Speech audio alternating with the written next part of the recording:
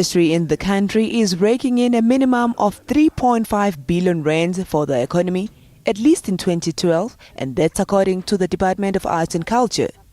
This industry has a lot of creatives pouring their hearts and souls into it, which translates into passion. This has been evidently clear in the two-day National Film Indaba currently on in Kempton Park as stakeholders share in their dreams, aspirations and frustrations.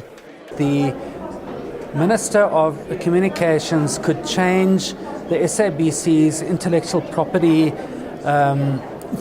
policy with a stroke of a pen. It's something they could do almost instantly, and I feel that's something they really ought to do because it would make a real difference to the industry. It would release funds. What is good is that the funding thing seems to be starting slowly to come together, but we've got to stop talking and act.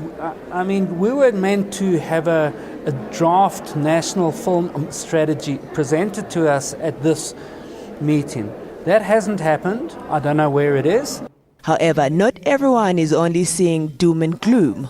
The Women of the Sun, the organization that I represent, we're very encouraged that most of the stakeholders here are looking at or they're seeing the need of developing women filmmakers. And so for us it's fantastic. It's something that we've always said it's been on paper but not really being done.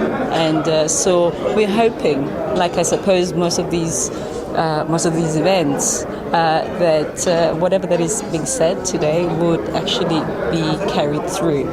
The Minister of Arts and Culture is also quite confident that the film industry is making huge strides in bringing in money in the country, creating jobs and promoting the country globally.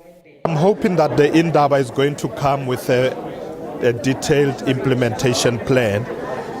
One of the things we want to do is to grow the industry. I said last year alone the film industry created more than 25,000 jobs. We want to take that number higher by producing more films, local stories, telling South African stories, making sure that we develop skills in the industry. But the long-term objective is really that we should be able to create many more jobs through this industry.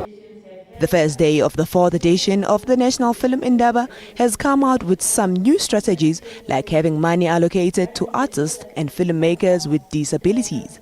The disability sector is saying nothing about us without us. Therefore, what they were saying, their biggest complaint is that they see movies made about their issues, but they're not involved.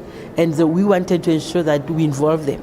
So that includes, they're going to be trained from script writing to being producers. They're going to also ensure that when we have films that we are supporting, then for them to have access, they will provide with subtitles.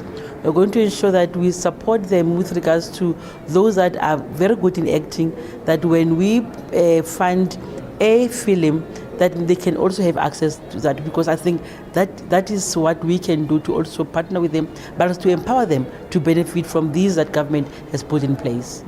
This has been a long time coming, says Deputy Minister for Women, Children and People with Disability. When it comes to women and people with disabilities, we want to make sure that they actively participate in the industry and that they are not left out. But also for people with disabilities, that they are engaged in the issues of filmmaking and also participate in the industry in all its facets. And it is the first time that people with disabilities participate in the foundation's Indaba this year. The fourth National Film Indaba concludes at the end of today and will be having some industry players in studio for live interviews tomorrow to interrogate findings of the two-day gathering. I'm Noctula Mdlalose for Morning Live in Kempton Park.